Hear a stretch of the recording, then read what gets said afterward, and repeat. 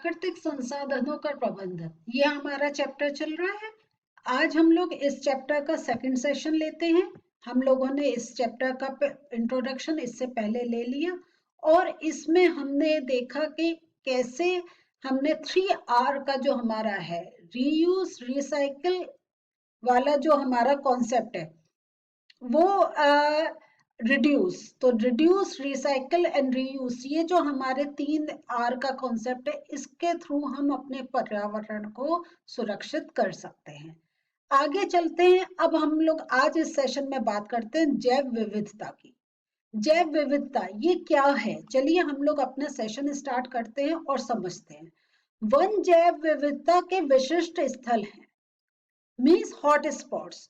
तो वन जो है, ये हम अगर डाइवर्सिफाई हम अपनी नेचर को देख रहे हैं तो वनों का इसमें बहुत बड़ा एक रोल है कि जो हमारे फॉरेस्ट है उसमें देखिए कि जैव विविधता हमें कितना, सॉइल हमें डिफरेंट टाइप की मिलती है, प्लांट्स हमें डिफरेंट टाइप के मिलते हैं, छोटी घास से लेकर हमें बड़े बड़े पेड़ पुराने वो मिलते हैं। और उसके साथ हमें कितने जो जीव जंतु हैं हमें इन वनों में ही मिलते हैं। तो इसमें हम देखते हैं कितना एक डाइवर्सिफाई है। तो इसको हम एक विशेष, वनों को हम एक विशेष स्थल मानते हैं। तो जैसा हमने इससे पहले वाले सेशन में देखा था कि गंगा कैसे प्रदूषित हो रही है, तो एक वो जल है और उसके कैसे उसमें प्रदूषण जा रहा है उसके बारे में पढ़ा। आज इस सेशन में हम लोग वनों के बारे में देख रहे हैं कि जो वन है कितना ये, अगर कहें तो हमारे क्यों हम लोग एकदम एक एजिटेशन चलता है जब होता है वन कट रहे हैं, क्यों होता है? क्योंकि इससे पूरा अगर हम कहें हमारा इकोसिस्टम बिगड़ता है। तो जैव विविधता का आधार क्या हुआ? उस क्षेत्र में पाई जाने वाली विभिन्न स्पीशीज की संख्या और जीवों के विभिन्न स्वरूप। तो ये है कि जैसा मैंने बताया था कि कितने टाइप के, आप अगर कभी डिस्कवरी चैनल अगर आप देखते हैं तब आपको आइडिया लगेगा, नहीं देखते हैं तो देखिए, कुछ हमें टीवी पे ऐसी चीजें भी देखने को मिलती हैं जिससे हमें एक जानकारी मिलती है।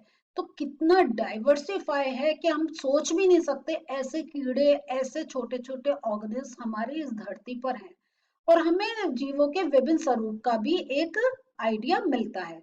तो ये याद रखिए, विविधता के नष्ट होने से पारिस्थितिक स्थायित्व भी नष्ट हो सकता है। ये जो वेरिएशन हमें देखने को मिल रहा है, अगर ये वेरिएशन नहीं देखने को मिलेगा तो जो एक स्टेबिलिटी है इस हमारे सिस्टम में, ये वो भी एक डिस्टर्ब हो सकती है। ये बहुत इंपॉर्टेंट चीज है, याद रखिए। अब जब हम वनों की बात पर की कर रहे हैं तो उसके बहुत स्टेक होल्डर होते हैं, दावेदार होते हैं, जो कहते हैं कि ये, और दावेदार मीन्स उनका, अगर कहीं रोजमर्रा जो उनका एक जो लाइवलीहुड चल रहा है वो वनों के ऊपर ही वो एक डिपेंडेंट है, जिससे उनकी एक जीवन जो एक वो चल रहा है। तो उसमें एक आ गए आपके स्थानीय लोग, एक आ गए वन उत्पादों पर निर्भर व्यवसायी, एक आ गए सरकार और वन विभाग। पहले हम इन तीन पे देते हैं। स्थानीय लोग, तो जो वनों के पास रहते हैं तो उनका काफी कुछ जीवन उन वनों पर ही डिपेंडेंट होता है। वो वहां से जो खाने योग्य चीजें वो लेते हैं, अपने घर जो बनाते हैं वो वनों की जो पत्तियां सूखी हैं, जो डंडियां मिल रही हैं, जो लकड़ी है, उसका वो लोग यूज करते हैं। तो उनके अगर वो वन डिस्ट्रॉय हो जाएंगे तो वो स्थानीय लोग भी, उनकी भी लाइफ बेकार हो जाएगी। और प्लस अगर, एक तो हमने इस वे में देखा, प्लस हम ये भी देखते हैं ये जो स्थानीय लोग हैं वो वनों का एक दुरुपयोग भी करते हैं। तो हम हमेशा जैसे देखते हैं कि हर जगह दो एक फैक्टर्स मिलते हैं कि एक चीज से कितना लोग बेनिफिट ले रहे हैं, वो जब बेनिफिट ले रहे हैं तो उससे वो जो नेचुरल रिसोर्स है उनको वो कितना नुकसान भी कर रहे हैं। वन उत्पादों पर निर्भर व्यवसाय, इनके बारे में अगर हम जाने तो ये जो हमारे व्यवसायी होते हैं वो वनों से लकड़ियां काट कर और फिर उनको बेचते हैं। तो ये अगर कहें ये बहुत बड़े एक हमारे लिए डेंजर सोर्सेस हैं, क्योंकि इनका जो बिजनेस चलता है तो वो कम से कम वो एक कहें तो एक उनका गैंग टाइप चलता है वो, जबकि बिल्कुल गवर्नमेंट की तरफ से कोई परमिशन नहीं है कि पेड़ काटने की, लेकिन वो चोरी छिपे काट के अपना बिजनेस करते हैं। सरकार और वन विभाग ये भी एक है जो हमारे एक रेस्पॉन्सिबल हैं, जो हमारे वन फॉरेस्ट है उनकी टेक केयर करने के लिए। लेकिन जो वन विभाग के लोग होते हैं वो जैसे क्या होता है उनका इनके साथ ये जो व्यवसायी होते हैं इनके साथ कॉन्ट्रैक्ट हो जाता है और वो वनों को एक नुकसान होता है उस वजह से। तो ये हमने देखा कि कैसे वन है उनसे लोग बेनिफिट ले रहे हैं, और जैसे स्थानीय लोग हैं तो वो एक लिमिटेड अमाउंट ही लेते हैं, ज्यादा उसका नुकसान इतना ज्यादा नहीं करते। लेकिन जो व्यवसायी और जो वन विभाग के लोग हैं जो कुछ गलत कार्य में लग जाते हैं, उसके कारण वनों का बहुत एक नुकसान होता है। एक और पॉइंट जो हम देखने जा रहे हैं वो वन्य जीव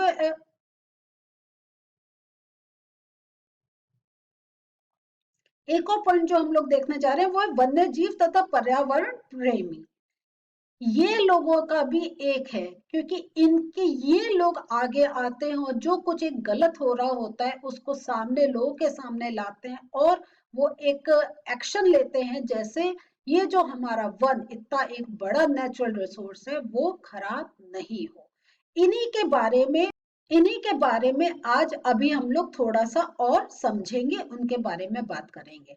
तो जो वन्य जीव और जो पर्यावरण प्रेमी लोग होते हैं ये वन पर निर्भर नहीं है, इनकी लाइफ वन पर रही। क्योंकि अभी हमने जो तीन लोग देखे, तीन जो अगर कहीं ग्रुप्स देखे, वो वन पर उनका जीवन निर्भर है। लेकिन ये जो पर्यावरण प्रेमी हैं वो उनका जो उनका ये वनों पर कोई निर्भरता नहीं होती, लेकिन वो वनों के प्रबंधन में इनकी बात को बहुत महत्व दिया जाता है, क्योंकि वो ही आगे आके बताते क्या ठीक हो रहा है क्या गलत हो रहा है। इन्होंने संरक्षण का प्रारंभ बड़े जंतुओं से किया था तथा अब संपूर्ण जैव विविधता को पूर्ण रूप से संरक्षित करने का महत्व समझ लिया है। तो इन्होंने जो जो ये वन्य जीव या जो पर्यावरण प्रेमी है, सबसे पहले इन्होंने जो स्टार्ट करा था वो जो बड़े बड़े जानवर, जैसे आपने सुना होगा कि शेर एक्सटिंक्ट हो रहे हैं, चीता एक्सटिंक्ट हो रहे हैं, तो इन बड़े जानवरों से उन्होंने स्टार्ट करा था कि ये वनों में रहते हैं और अगर हम वन काटेंगे तो ये इनकी जो संख्या है वो कम हो जाएगी, क्योंकि किसी का घर अगर हम नष्ट कर रहे हैं तो वो कहाँ रहेंगे। और प्लस उन्होंने ये भी इस बात पे भी कंट्रोल कर रहा था कि पहले अगर आपने हिस्ट्री पढ़ी है तो उसमें आपने पढ़ा होगा कि जो राजा महाराज थे उनको शिकार का शौक था, और धीरे धीरे जो हमारे एक जो धनवान लोग हैं उनको भी ये शौक था और वो वन में जाके इन प्राणियों को मारते थे। तो ये जो हमारे वन्य जीव जो प्रेमी हैं जिन्होंने इनका एक वो ये एक कहें एक इनिशिएटिव लिया कि ये सब अब, क्योंकि उनकी संख्या वैसे ही कम हो रही है और अगर हम ऐसे शौक में उनको मारेंगे तो ये हमारा ये भी एक बहुत बड़ा एक नुकसान होगा पूरे पर्यावरण के लिए। क्योंकि अगर आप सोचें तो हमने इससे पहले जो चैप्टर करा था उसमें हमने देखा था कैसे डिफरेंट लेवल्स, चार 3 से 4 लेवल्स होते हैं। तो और हमने जब क्वेश्चन आंसर्स करे थे तब ये भी समझा था कि अगर एक लेवल खत्म हो गया कैसे उसके ऊपर और नीचे के लेवल में डिस्टरबेंस आ सकता है। तो ये उन्होंने इनिशिएटिव लिया था बड़े प्राणियों से। लेकिन धीरे धीरे उन्हें समझ में आया कि ये जो जैव विविधता है, ये जो हमें डाइवर्सिफाई एक जो नेचर मिल रही है उसको भी कंट्रोल करना बहुत जरूरी है। इस कारण स्थानीय निवासी परंपरा अनुसार वनों का संरक्षण का प्रयास कर रहे हैं। तो जो जैसा हमने अभी चार्ट में देखा था, स्थानीय निवासी वो वन पर हैं, लेकिन इतना ज्यादा वो नहीं करते कि पूरा एक सिस्टम को वो बिगाड़ दे, तो वो प्रयास में लग गए हैं। राजस्थान के विश्नोई समुदाय के लिए वन एवं वन्य प्राणी संरक्षण उनके धार्मिक अनुष्ठान का भाग बन गया है। तो ये जो विश्नोई समुदाय उन्होंने पूरा एक कहें कि एक वनों को प्रोटेक्ट करने का एक, जैसे हम कोई एक अपना धर्म के अनुसार कोई एक रीत करते हैं, ऐसे उन्होंने भी इसको अपना लिया है। और क्योंकि जब कोई अच्छा काम होता है तो अगर उस पर हम कुछ पुरस्कार रखें तो उनको और प्रोत्साहन मिलता है। तो इसलिए भारत सरकार ने ऐसा कोई भी कुछ इनिशिएटिव करता है तो उनको पुरस्कार देने की भी भारत सरकार ने व्यवस्था की है। तो इसमें एक और पुरस्कार है अमृता देवी विश्नोई राष्ट्रीय पुरस्कार। ये अमृता देवी विश्नोई की स्मृति में दिया जाता है और इन्होंने 1731 में राजस्थान के जोधपुर के पास खेजराली गांव में खेजरी वृक्षों को बचाने हेतु 363 लोगों के साथ अपना बलिदान दिया था। तो आप अगर इंटरेस्ट है आप इनकी हिस्ट्री में जा सकते हैं, इनका नाम टाइप करके गूगल पे सर्च करिए, आपको पता चलेगा कैसे उन्होंने वनों को बचाया था और किस प्रकार लोग काटते थे उन वनों को और कैसे इन्होंने बचाया था। वनों की प्राकृतिक छवि में मनुष्य का जो अगर कहें इंटरफेरेंस हस्तक्षेप ये बहुत ज्यादा है।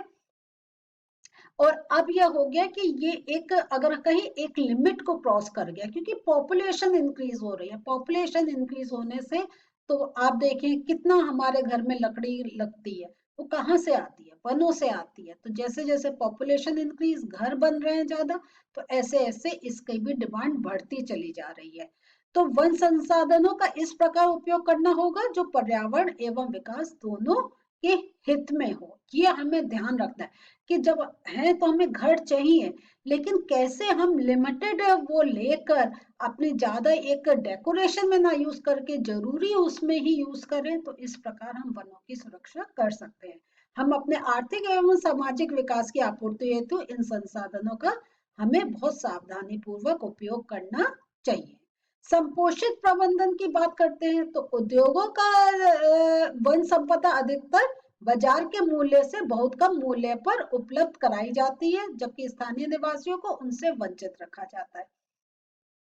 ये एक बहुत इंपॉर्टेंट पॉइंट है कि जो हमारे जो ये जो स्थानीय निवासी हैं उनको तो वो एक जो हमें उनको जो एक छोटी छोटी चीजें चाहिए वो तो यूज नहीं करने देते, और वो कुछ चीजें वो बाजार में उसकी 4 गुना 6 गुना दामों में उसको बेचा जाता है। और इस प्रकार जो व्यापारी लोग हैं वो पूरा मुनाफा लेते हैं और वनों को नुकसान भी देते हैं, लेकिन जो स्थानीय निवासी जिनका एक जीवन उस पर निर्भर है उससे उनको वंचित रखते हैं।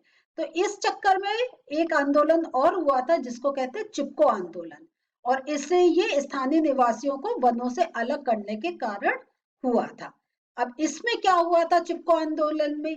इसमें चिपको आंदोलन में यह हुआ था रैनी गांव में सन 1970 में ये प्रारंभ हुआ था और एक दशक में ये क्या हुआ पूरे उत्तराखंड के क्षेत्र में फैल गया था। और इसमें क्या एक बहुत बड़ी बात थी कि स्त्रियों ने भारी संख्या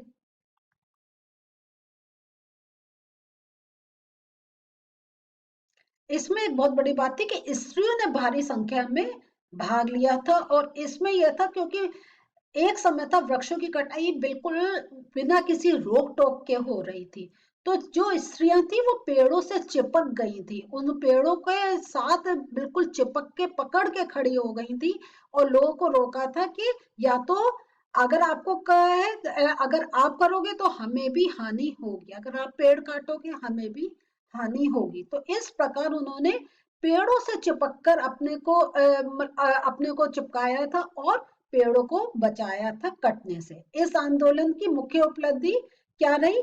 इसने केंद्रीय राजनीति के एजेंडे में पर्यावरण का एक बहुत स्ट्रॉन्ग एक मुद्दा जागृत हुआ, क्योंकि पहले पॉपुलेशन कम थी, वन ज्यादा थे, तो इतना लोगों के ध्यान में नहीं था, लेकिन धीरे धीरे पता चला कैसे वन उजड़ रहे हैं और हमारा पूरा एक सिस्टम बिगड़ रहा है।